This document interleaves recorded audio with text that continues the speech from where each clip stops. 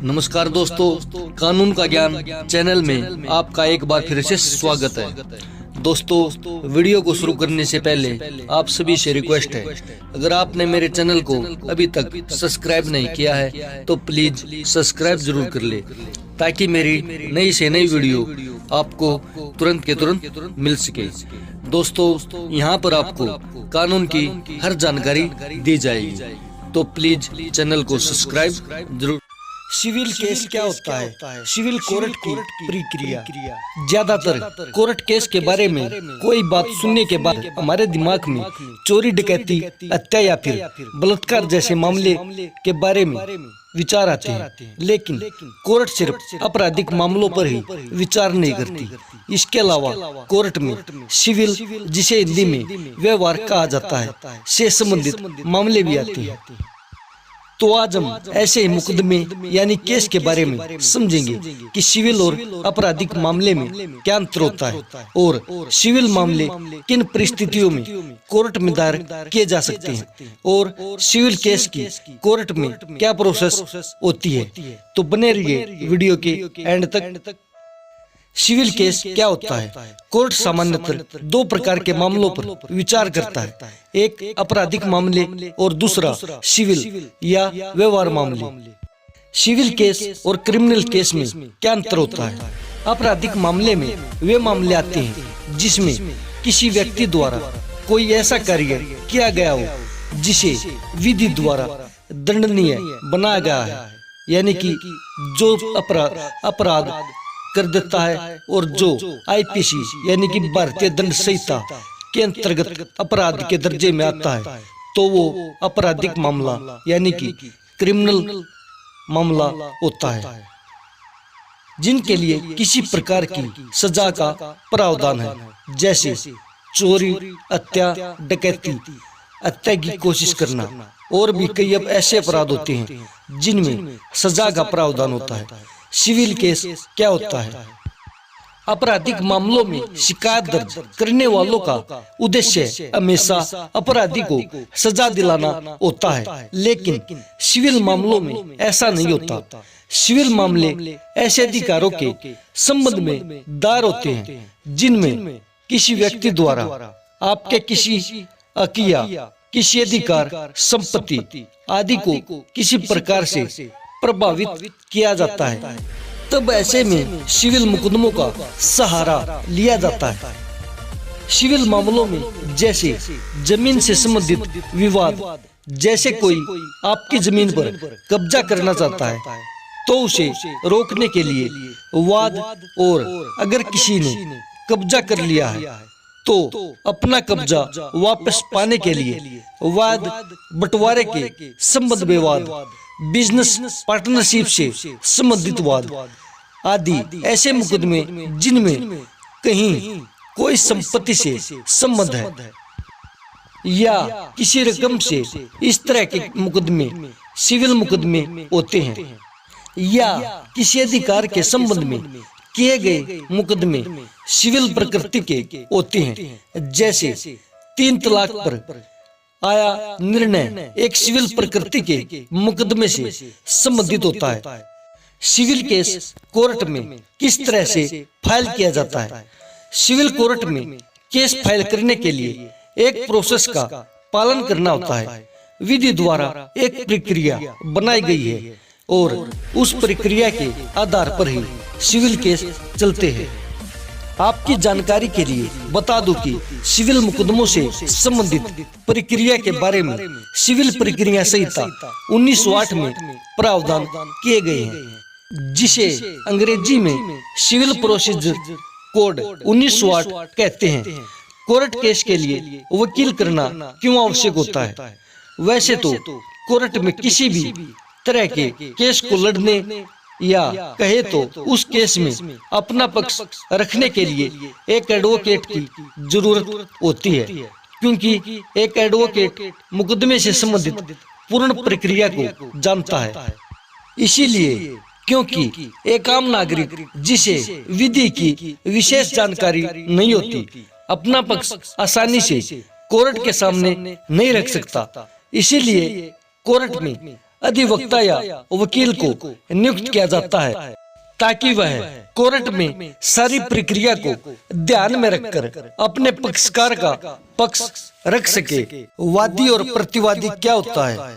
Civil मुकदमों में जिस व्यक्ति द्वारा कोर्ट में केस दायर यानी फाइल किया जाता है वह वादी पक्ष यानी प्लेंटिफ कहलाता है और जिस व्यक्ति के खिलाफ मुकदमा दायर किया जाता है वह प्रतिवादी यानी डिफेंडेंट कहलाता है। दावा या वाद पत्र किसे कहते हैं?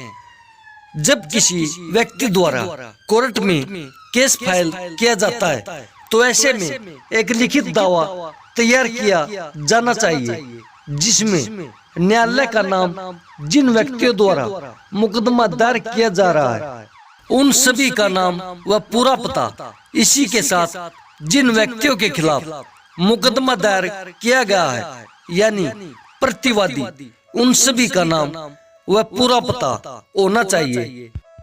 सिविल कोर्ट में एक साथ कितने व्यक्ति केस फाइल कर सकते हैं? सिविल प्रकृति के किसी भी मुकदमे में वादी एवं प्रतिवादियों की संख्या के संबंध में कोई रोक नहीं है।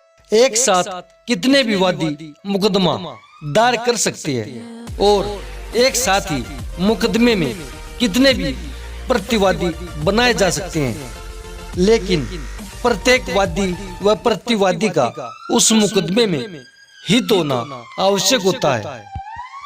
तो ऐसे में वादी द्वारा अपने दावे में वादी व प्रतिवादी के नाम व पते, इसी के साथ वादी को अपने अधिकार की हानि से संबंधित सभी तथ्यों को न्यायालय के सामने समक्ष लिखित रूप में देनी होती है। कोर्ट जब ऐसे दावे को प्राप्त कर लेता है तो प्रतिवादी जिनके खिलाफ मुकदमा दायर किया गया है उन व्यक्तियों को समन भेजती है कि वह दावे के संबंध में अपना पक्ष आकर न्यायालय में रखे। समन क्या है? समन कोर्ट द्वारा दिया गया एक लिखित आदेश होता है जो समन प्राप्त करने वाले व्यक्ति यानी जिस व्यक्ति के खिलाफ ऐसा समन जारी किया गया है को यह सूचना देता है कि आपके विरुद्ध कोर्ट में एक मुकदमा दर्ज कराया गया है और इस मुकदमे के संबंध में आप अगली नियत दिनांक पर आकर अपना पक्ष रखें। समन कोर्ट द्वारा जब भी जारी किया जाता है तो समन पर मुकदमे की संख्या, मुकदमे के पक्षकार के नाम, दिनांक व समय, जिस दिनांक को प्रतिवादी को कोर्ट में हाजिर होना है, कोर्ट की मोहर और मुकदमे का प्रकार, ये सारी बातें समन पर लिखी होती हैं। यहाँ अगर इस प्रकार का समन प्रतिवादी प्राप्त कर लेता है तो अगली तारीख जो समन में दी गई है पर प्रतिवादी अपने वकील के द्वारा कोर्ट में अपना पक्ष रखता है। प्रतिवादी को कोर्ट में अपना पक्ष रखने के लिए वादी के दावे का लिखित में जवाब देना होता है जिसे लिखित कथन कहते हैं, यानी कि जिसे रिटन स्टेटमेंट कहते हैं। इस लिखित कथन के माध्यम से प्रतिवादी वादी के दावे में दी गई सारी बातों का जवाब देता है। इशूज क्या है? कोर्ट जब प्रतिवादी के द्वारा प्रस्तुत ऐसे लिखित कथन को प्राप्त कर लेता है तब वह बारीकी से जांच कर दोनों पक्षों के बीच विवाद को लिखित रूप में तय कर लेता है। आसान भाषा में अगर कहूँ तो कोर्ट वादी के वाद पत्र और प्रतिवादी के लिखित कथन को देखने के बाद मैन विवाद यानी असली झगड़े के मुद्दे को अलग से नोट कर लेता है जिसे कोर्ट की भाषा में इशूज कहते हैं। असल में कोर्ट यह देखता है कि आखिर तय क्या होना है और कोर्ट को किन किन विशेष बातों पर विचार करना है। वाद का मूल्यांकन क्या होता है? यहाँ मूल्यांकन से मतलब उस संपत्ति की कीमत से है। वादी को अपने वाद में जिस संपत्ति के संबंध में केस किया है उसकी कीमत लिखनी होती है और इसी के साथ कोर्ट यह भी बिंदु बनाती है कि अगर मूल्यांकन ठीक किया गया है तो क्या वादी के द्वारा आवश्यक कोर्ट फीस कोर्ट में दाखिल कर दी गई है। कोर्ट फीस क्या होती है, यहाँ एक बात बता दूं, सिविल प्रकृति के मुकदमे में कोर्ट आप जिस भी संपत्ति के बारे में केस लड़ना चाहते हैं उस संपत्ति की कीमत के आधार पर कोर्ट फीस लेती है, जो आपको केस फाइल करते समय कोर्ट में देनी होती है। इन सभी बिंदुओं पर विचार करने के बाद यदि कोर्ट फीस आदि पूर्ण रूप से दे दी गई है तो कोर्ट मुकदमे को गवाही की ओर ले जाती है। कोर्ट में गवाही कैसे होती है? सिविल मुकदमों में गवाही प्रस्तुत करने से पूर्व कोर्ट में गवाहों की एक सूची दाखिल की जाती है, जिसमें सभी गवाहों के नाम पते का विवरण देना होता है। यहाँ कोर्ट गवाही प्रस्तुत करने का अवसर पहले वादी पक्ष को देता है, जिसमें वादी एक एक करके अपने सभी गवाहों को कोर्ट में बुलाकर उसमें गवाही प्रस्तुत कराता है। वादी द्वारा प्रस्तुत किए गए किसी भी गवाह से प्रतिवादीगण को जिरह करने का अवसर प्रदान किया जाता है। जिरह क्या है? जिरह से मतलब है कि प्रतिवादी के अधिवक्ताओं को यह अवसर प्रदान किया जाता है कि वह वादी के ऐसे गवाहों से जो कोर्ट में उपस्थित है सवाल पूछ सकता है और वह वादी के गवाह से सच या झूठ को साबित किए जाने के लिए गवाह से मुकदमे से संबंधित या जिस संपत्ति के संबंध में केस दायर किया गया है उससे संबंधित प्रश्न पूछ सकता है। इस तरह हर बार वादी द्वारा अपना गवाह प्रस्तुत करने के बाद प्रतिवादी के वकील को जिरह का अवसर दिया जाता है।